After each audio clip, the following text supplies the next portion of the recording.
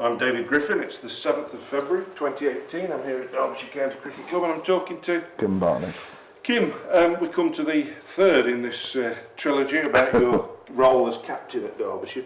And we left off in the last interview talking about the 1991 season. That was as close as we got to winning the championship under your captaincy. Did you sense that year that there was anything lacking? Because we got a great fast bowling attack, hadn't we? But we'd not got really a class spinner. I think everybody knew that we were short of the spin. We did try and get people to come here to be the spin option. I mean, Jeff Miller left, he came back. But people were put off by the green pitches. We were a bit narrow in that respect. Well, I was a bit narrow. I enjoyed so much sticking it up people, and as I said to you, earning the respect for Derbyshire, that people didn't want to come here and that we weren't rubbing rags anymore, that I was probably overzealous in that, and it became more narrow than it should have done. So when we went away, there were either roads or they turned square. There was not a blade of grass anywhere to be seen. So we did become a home team that dominated an away team that either suffered or had to dig in. So anybody who won the toss when we were playing away just piled the runs up and used the spin against us. I think we must have been a pretty good side to go away in adverse conditions and still compete. I mean, it's a bit like the West Indies of that type of style, isn't it? Which is, you know, you beat them on your own track, but in a way you can still beat them, but it's a lot harder work. So we've talked about Dominic Cork previously, and I know we'll come on to him shortly when we talk about 1993 in particular.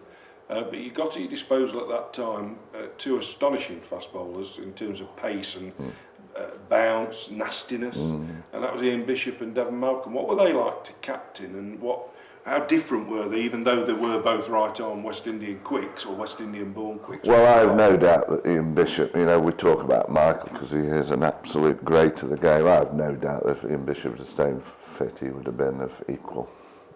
People still say to this day, Robert Croft, do I see, whatever, Ian Bishop was the most hostile, terrifying to face.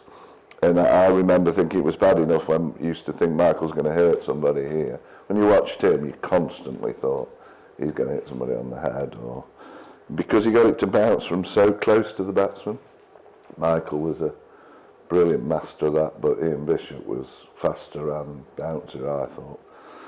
So it was a tragedy that Bishop eventually broke down, but you know, then you've got Devon, who was wilder, but certainly equally as quick. Not at that stage as classy, but you know, Devon could bowl first teams out in half an hour and get 5, or he could go for none for 150. But when he was on, stumps were flying, and so when you think of those two together, it's like playing Test cricket, isn't it? Yeah, it's no surprise that we were competitive, put it that way. And of course, you gave Devon a chance in one-day cricket, which surprisingly he took to, didn't he? He did. I mean, originally you wouldn't look at him, but what we did in the end was we didn't open the bowling with him, because we knew that with all the fielders up, he could go for a few. So what we started to do was use him in the middle, where we could have scouts out on the boundary.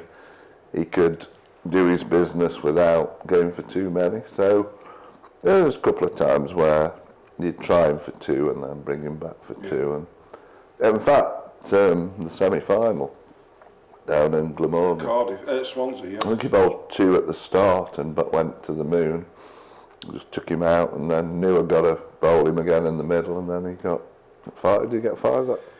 No, Michael got 5. You got 3, he got 5 here against Middlesex for 27 in 11 overs, which you think they're Morton-esque figures. So, I mean, the championship, subsequently, when you'd given up the captaincy, of course, you then finished second under Dean Jones's captaincy. But I guess the next step in Derbyshire cricket, we're competing very well in 4-day cricket in the early 90s. But then 93, we get that wonderful triumph at Lord's.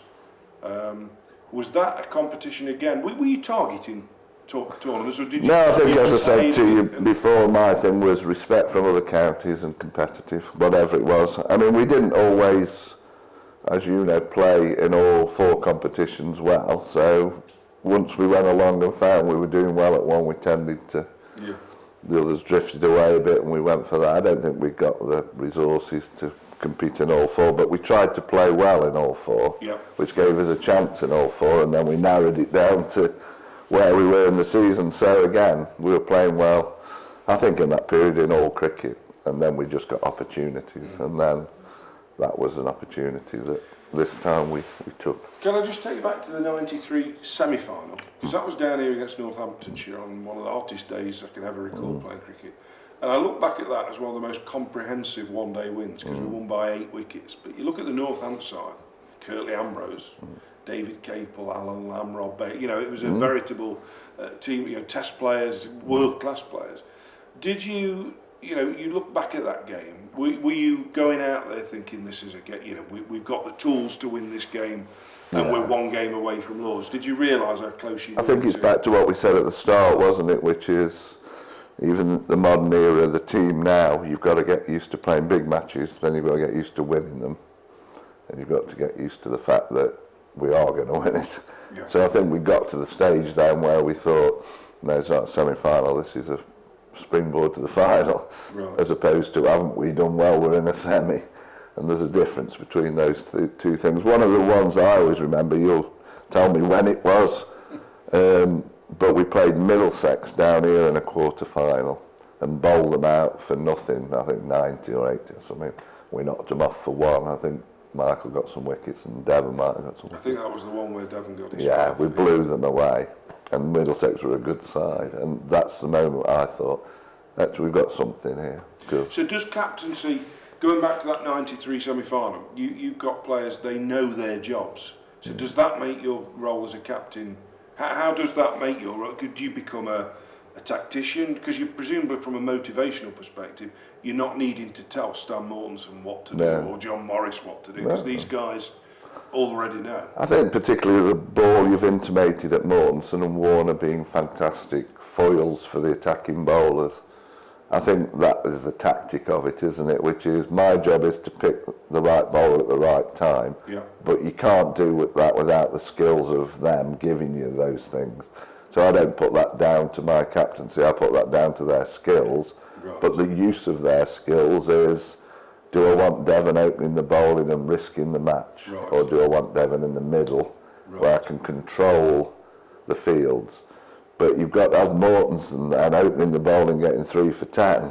You've got to have Corky up your sleeve, ready to turn the match.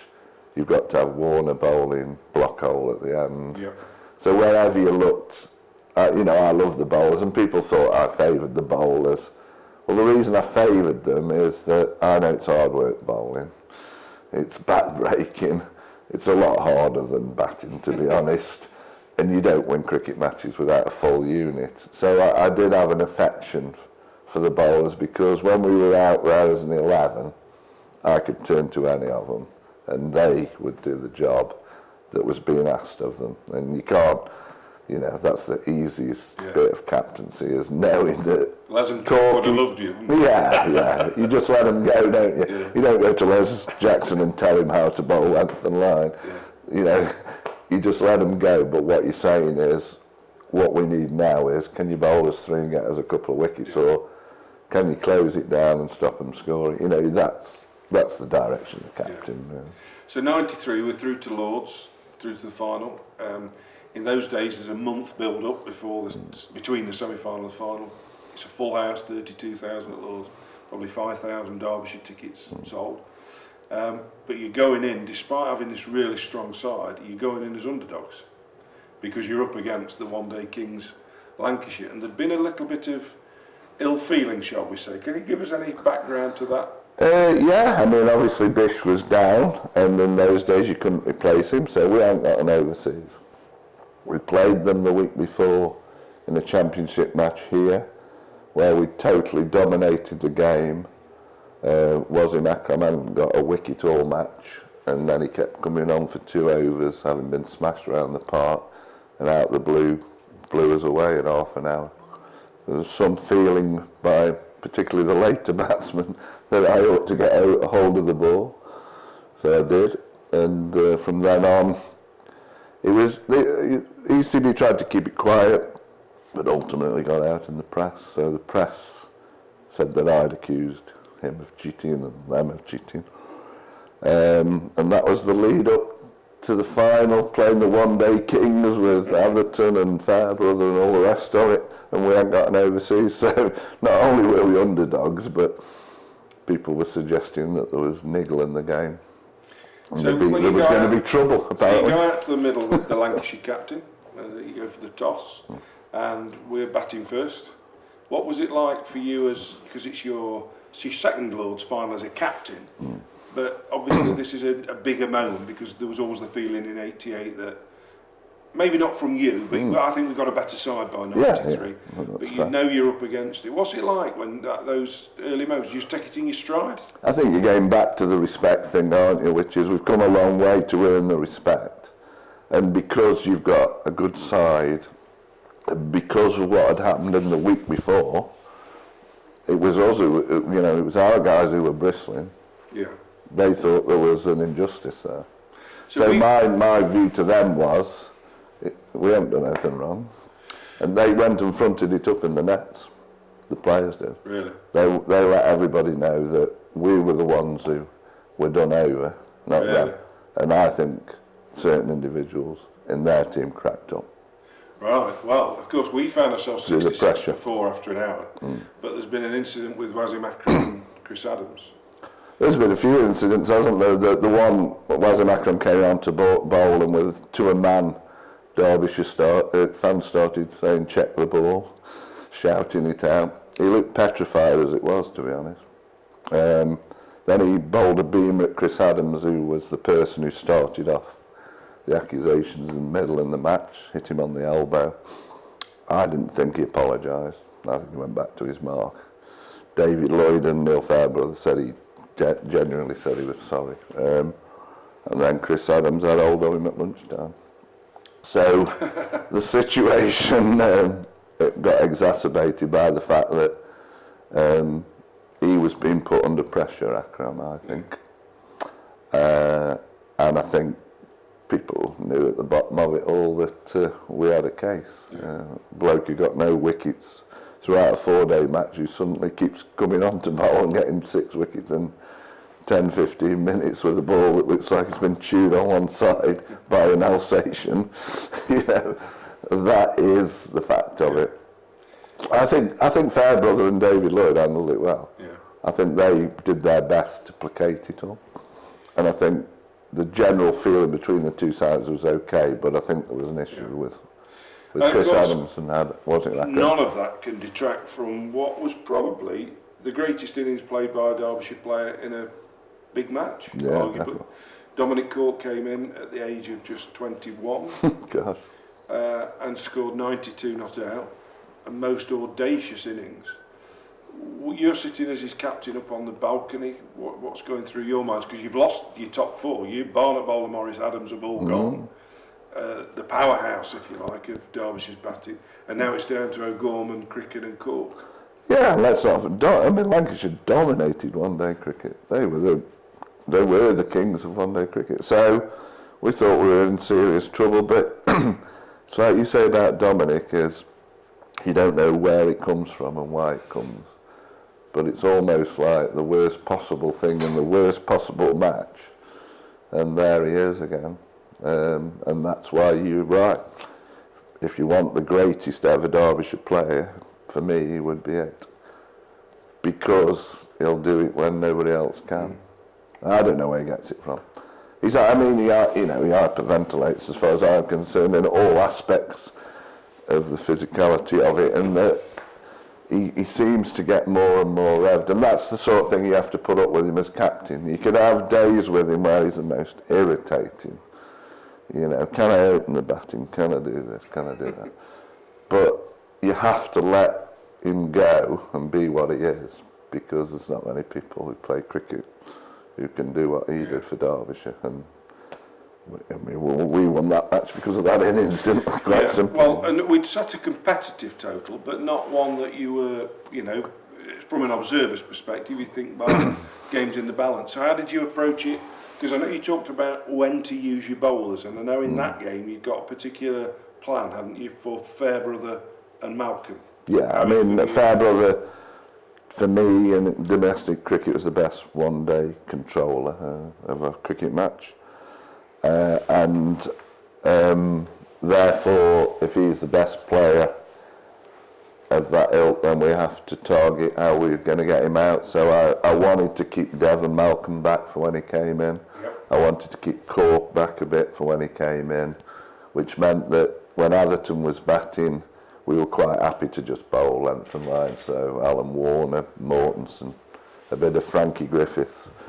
But the key thing was to blow Fairbrother out of it, and we didn't do it, ironically, which left, in the end, I mean, you probably want to talk a bit more about it, but in the end that left Frank Griffith isolated for the last over, with Fairbrother ironically in on big numbers, and then, as always in Lord's finals, somebody has their day, don't they? And what a great thing. Well, I was going to ask, you've been captain for 10 years, you've seen it all, you've won trophies, you've played at Lord's final, you've won in the Lord's final, you've lost in two, you know what the game's all about, but did you feel you'd miscalculated, or had you'd made a calculated decision to go the route you'd gone and left with Frank at people in the press conference after said, you know, you poor old Frankie Griffith and all the rest of it, you left him in the lurch, but I said to Frank that if we don't blow Fairbrother away, at least put him under pressure, the game will be over well before the end. So we took a calculated gamble because we knew we had to get him out of the match. He played well, got in a position where, what did they want, 9 off the last? 7. 7 off the last. 7, yeah. And I just said to Frank, you know where you're going to bowl it, aren't you? And he said, yeah, I'm going to bowl it in the block hole, every ball. I said, well, you won't be hearing from me again. It won't. If we lose this match, it won't be your fault, will it? Fairbrother in, you know, few runs to play with, and he probably bowled one of the great overs, and you know, 6 in the block hole. Yeah. What did he go for, 4 or something? Yeah. It was astonishing. You look back now and you think it's a wonder that anyone could do that. Well, I suppose in the cricketing god's point of view, it was meant to be, in that Frank Griffith's biggest moment is one of Derbyshire's biggest moments, isn't it? Which you'd thought Cork would have been bowling that over, or Malcolm, but for it to be Frank is fantastic. Great guy, yeah. So just to conclude, Kim, you talked about when you won the 1990 Sunday League, you perhaps didn't immerse yourself in the moment of victory because it was on to the next game. Any different at Lord's when you were No, not really. No, it wasn't until I got to Gloucestershire and Ian Harvey said to me, you really need to start embracing celebrating and enjoying and all the rest of it, because I don't know, I think I just, you know, it was onwards and upwards, who else can we prove that Derbyshire are not rubbing rags? And I suppose I was never satisfied that, I suppose I never would be satisfied that we'd proven that point, but we've come a long way to get the respect of the other counties and people not want to play us, but I always thought there's another chapter to us showing somebody else that we can. I don't know, I think I got carried away with it all, really, in that respect, that I'd had 13 years of trying to prove that Derbyshire were equal to other counties when I probably had already proved it down the line, and I probably was, you know, and that's why the green pitches, you know, I ultimately wanted to make them as green as I could. I just, it was that ability to get carried away with, okay, you think this is green, now watch this pitch, you know. That was their Achilles heel and our greatest thing, so it became pretty narrow, really. I think I should have gone in other directions. Well, it was a very enjoyable 13 years. It's been a very interesting hour or so talking to you about those years as a captain. Kim Barnett, thank you very much. Thank you, Dave.